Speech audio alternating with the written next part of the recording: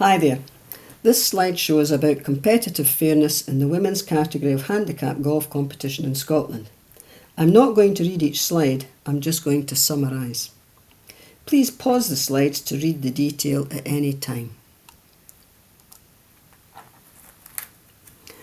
My three main points are the law, including the legal advice currently on Scottish Golf's website, Scottish Golf's choice of inclusion, allowing biological men to play as female golfers, and the consequences for women's category of handicap golf competition.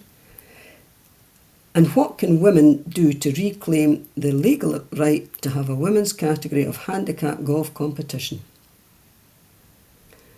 Scottish Golf's policy is not explicit or transparent, and the R&A's guidance is not in the public domain. I'll show you how to locate Scottish Golf's legal advice on their website at the end of the slideshow.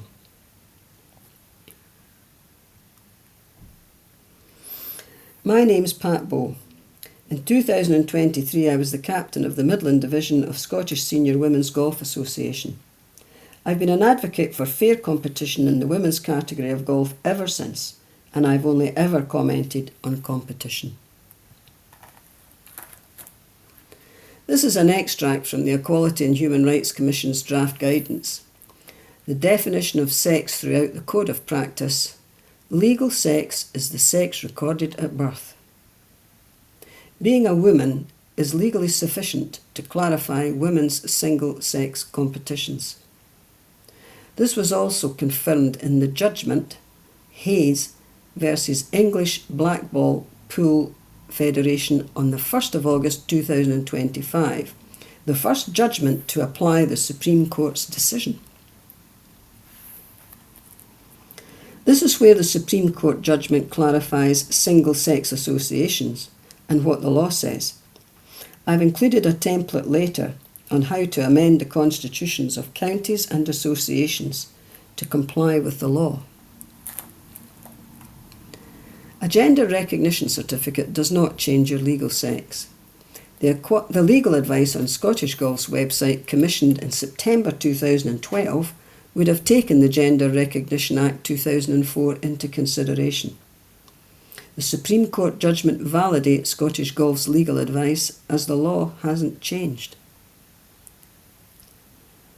The For Women Scotland case has clarified that in sport, sex is binary, and biological men cannot play in the women's category even if anything on this list applies, because they do not share the protected characteristic of sex. It should give confidence for clubs and women's associations to take appropriate action.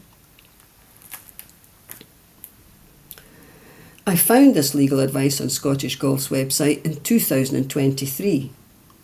It's titled Equality Act 2010. Implications for golf clubs across Scotland. I've always felt on safe legal ground because of this advice. And it was still there on the 3rd of September 2025. There's a video at the end on how to find it. It's clear that Scottish Golf have chosen not to follow their own legal advice. The Supreme Court judgment confirms that the advice is still valid. Question 3 in the advice asks, what will the Act mean for Scottish golf clubs? The answer deals with the evidence on exceptions in gender-affected sport, which included golf. Question 4 asks about the obligations for mixed-sex golf clubs. The answer states that there is no breach in the law in excluding anyone from one gender in a competition, again validated by the Supreme Court judgment. Question 5 asks, what will the Act mean for genuinely single-gender clubs? The answer not only confirms the legal right of single-sex clubs, but also the legal right to have single-sex associations, and again validated by the Supreme Court judgment. This is the legal definition of a gender-affected sport in the Equality Act 2010. When a protected characteristic could take priority over another protected characteristic where there is evidence that there could be unfavourable treatment in a sport of a competitive nature. The UK Sports Council's definition of fairness and inclusion concluded that fairness for women is protected in the women's category. Inclusion means transgender people playing in the category of their choice. The sports councils are government-funded bodies. The conclusions in their guidance were sex is binary, categorisation within the sex binary remains the most useful and functional division relative to sporting performance. Fairness and inclusion cannot coexist in the women's category of competitive sport, and competitive fairness cannot be reconciled with self-identification.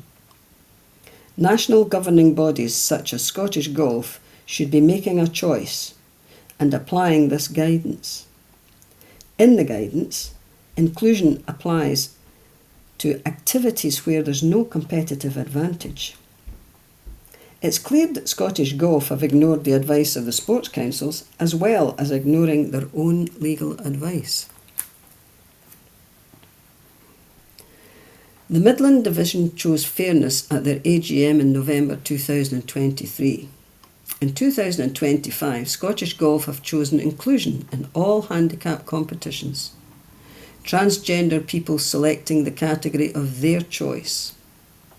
Scottish Golf's choice is regardless of everything on this list, including both Scottish Golf and the RNA's policies stating that golf is a gender-affected sport, Scottish Golf's own legal advice, failure to carry out and publish an equality impact assessment, failure to publish the views of golfers in Scotland, and to my knowledge, failure to consult women's counties and associations.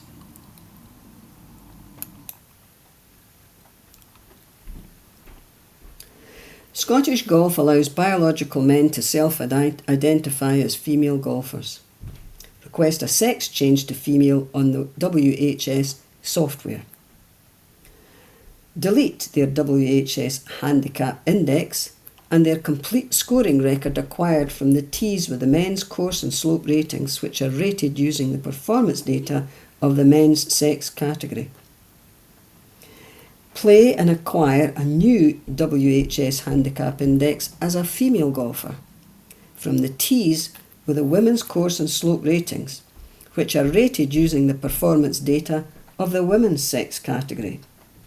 Then play as a female golfer in all handicap competitions, including the mixed pairs. Their sex is changed on the central database of handicaps, which can no longer be relied upon to identify golfers who are born female. Although this is central to the policy, it's not explicit or transparent. The guidance on the process of transition has to be applied for separately. There has been no equality impact assessment to understand the potential adverse effect on the women's category or the risk of women turning away from competition.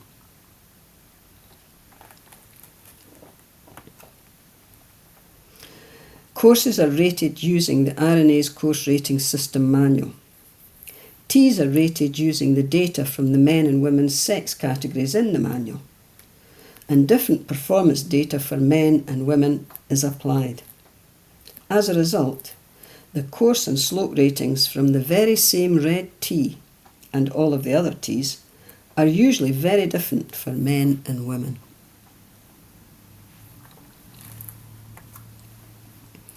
This is a visual message prepared by a friend. She knows pink and blue are stereotypes, but they're instantly recognisable as biological males and females. There are no longer single-sex categories of women and men's handicap competition. They are all now both mixed-sexed categories. Not to be confused with the traditional mixed pairs competitions. To be more accurate with the date, women first started using handicaps in 1893 when the Ladies' Golf Union was formed and they established the first uniform system of handicapping, even before the men. In terms of playing competitive golf, there is no substantial difference between biological men who identify as female and biological men who identify as male. Transgender women, biological men, transition with all of the benefits of male puberty, which are referred to in the Equality Act 2010 as strength, stamina, and physique. Golf is possibly the most gender-affected sport. There is evidence from sport and medical science. The benefits of male puberty are the drivers of the difference in the data in the sex categories within the RNA's course rating system manual.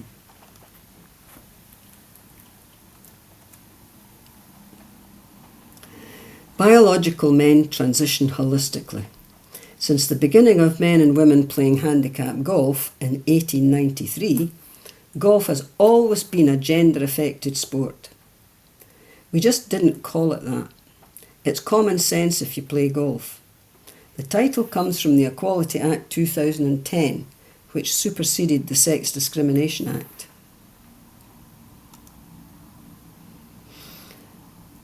So what can women do to reclaim the women's category of handicap golf that women have had since 1893? Make sure you comply with the law by having unequivocal statements to avoid misunderstandings and challenges of discrimination which could be costly to defend and not worth the risk. So clearly title your competitions women's competitions. This could be sufficient to dispose of a claim of discrimination. Include the eligibility to play in the terms and conditions of competitions. A woman whose sex recorded at birth is female. It's legal to ask about sex at birth at appropriate time and in an appropriate way. Amend your constitutions, particularly counties and associations. Following clarification of the Supreme Court judgment in For Women Scotland versus the Scottish Ministers, the right to have a women's category of competition has been confirmed in the judgment of Haynes versus English Blackball Pool Federation on the 1st of August 2025. The discrimination claim brought against it by a transgender player was successfully defended. What constitutes a legal single-sex association? More than 25 members. The activity provides is primarily competitive. You have clear rules with a genuine selection process regulating who can be a member, and you restrict members to those born female. Complying with the law will avoid the unnecessary risk of defending a claim of discrimination.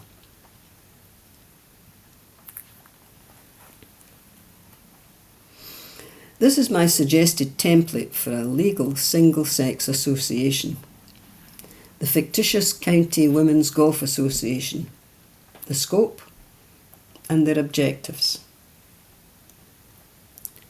the membership and the competitions. Scratch, handicap, longest drive and nearest to pin competitions frequently run concurrently within a single 18-hole event. Longest drives and nearest to pin are single shots. This could be detrimental to women because they don't have the same single shot length as men.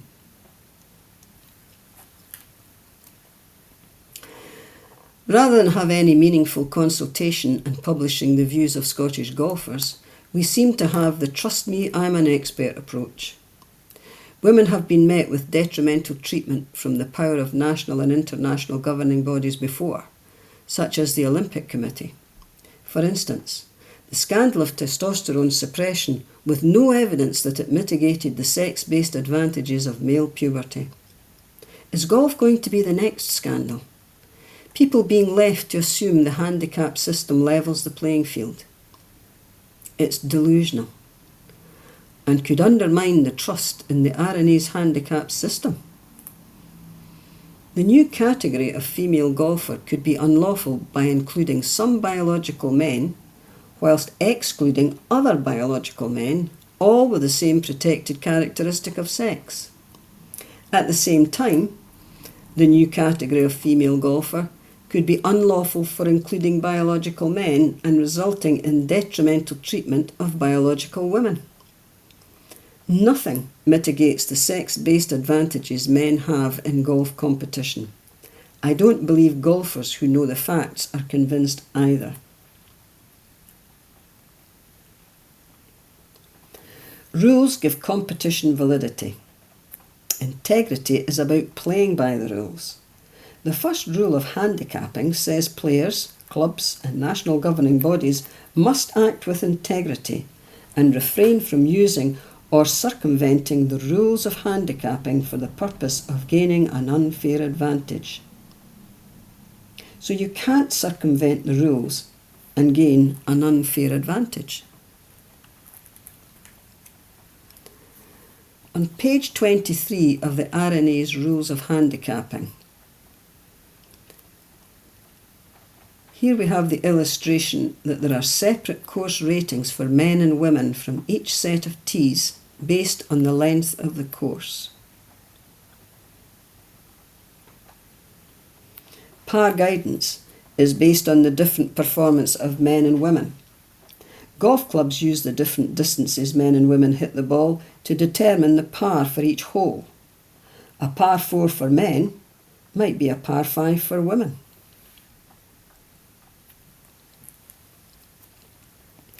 The evidence that golf is one of the most gender-affected sports is from the RNA's Course Rating System Manual. These are definitions of a scratch and bogey player and the shot length of both scratch and bogey men and women.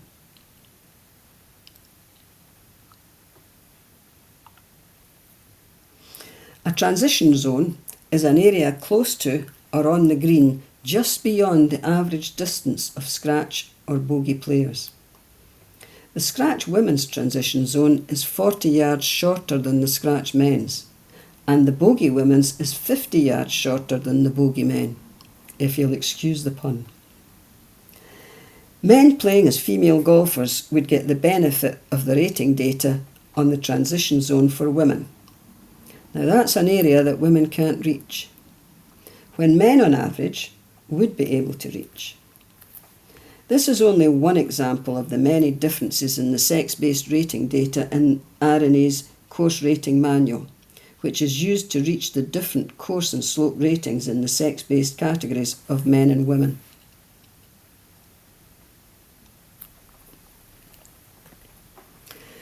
Published in Sports Medicine, this is some research findings of Dr. Emma Hilton and Dr. Tommy Lundberg, and used in the Policy Exchange publication Levelling the Playing Field. The male driver speed is 16 to 22% faster than females. The male longest drive is 29 to 34% longer than females. Track and running, the advantage there is only 10 to 13%. However, every single world record in track and field held by a woman has been beaten by a teenage boy. Golf is one of the most, if not the most, gender-affected competitive sport, and the difference isn't trivial. The definition of kinetic power and why men can generate more during the golf swing. Maximum force in a short amount of time produces power. And this is from Sport and Exercise Science.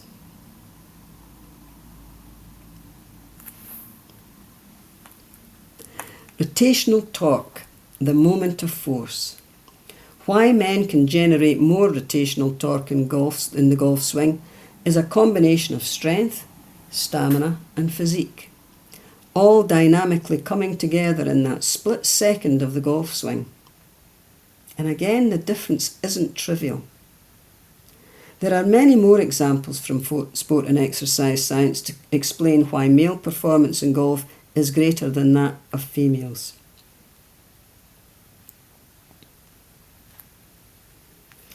This list of how dynamic power helps men in golf is actually the list of factors featured in the R&A's course rating system.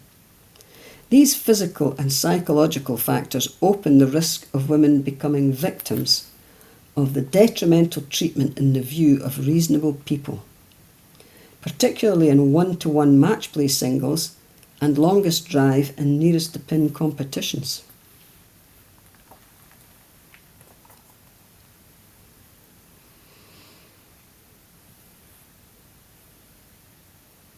Women have the legal right to reclaim the women's category of handicap competition. Scottish Golf take affiliation fees from women. They receive taxpayers' money to promote, amongst other things, women and girls golf. And they have a 10-year strategy for women and girls from 2025 to 2035, but have no women's category of handicap competition. The policies are not explicit or transparent. They're not in the public domain. They have no procedures, processes, roles or responsibilities. There's no safeguarding advice. If they are of such high quality, why aren't they being celebrated? This is part of my evaluation sent to Scottish Golf and the R&A in April 2025, before the Supreme Court judgment. I applied both Scottish Golf's legal advice and the UK Sports Council's conclusions and their 10 guiding principles. I evaluated that competitions for female golfers, which include biological men, are unfair. Competitions for male golfers, which include biological men and women, are fair and inclusive, because women are not a threat to men in competition.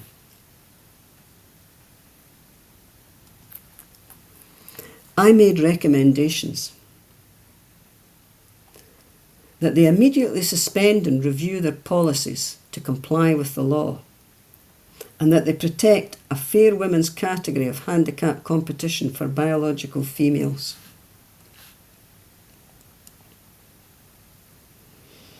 And at the same time, they rename their men's category, which should be open to anyone regardless of how they present themselves. Women playing in this category are not a threat to fairness for men. This is the same as the men's category in their new policy, which is now a mixed category and which is fair and inclusive.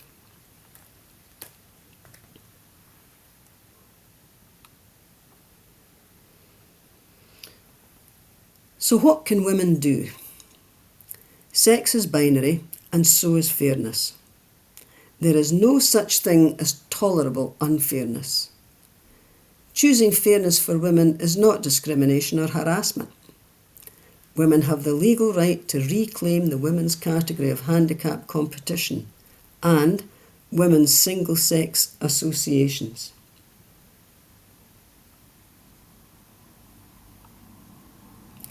How to locate Scottish Golf's legal advice on their website. So before I go, I'm going to show you how to find the legal advice on their website.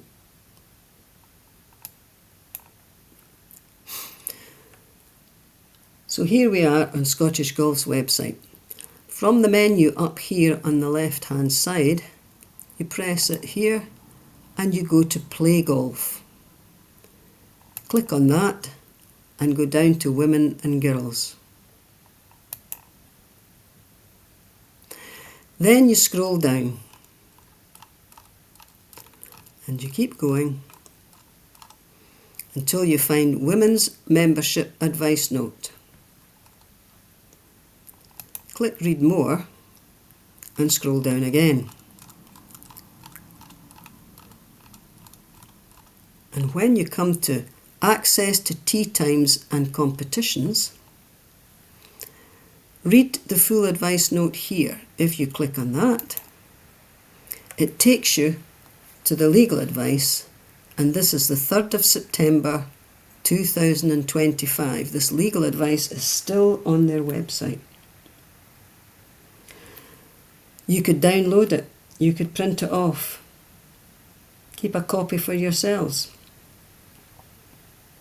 It was commissioned in September 2012 by the Scottish Golf Union and Scottish Ladies Golfing Association before they merged in 2015 and became Scottish Golf. Who would have predicted that by 2025 there would be no women's category of handicap competition? Scottish Golf and the R&A make such claims that they are doing so much to promote women and girls golf. They never mention that they don't deliver fair handicap golf competition for women and girls. The legal advice note has been validated by the Supreme Court judgment in April 2025, which clarifies that women have, and have always had, the legal right to single-sex competitions and single-sex associations.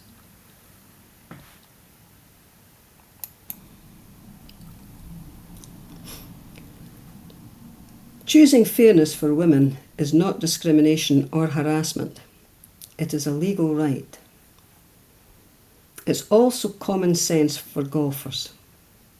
Golfers don't need to understand the formula for power or rotational torque. The performance difference is obvious to all who play golf. And it's why we've always had men and women's categories in all golf competitions. I hope this has been helpful, and women in clubs, counties and association have the confidence to reclaim the women's category of fair handicap golf competition. We do not need Scottish Golf's permission. Please share this with anyone who might be interested. With my very best regards, Pat Bow. And thanks for taking the time.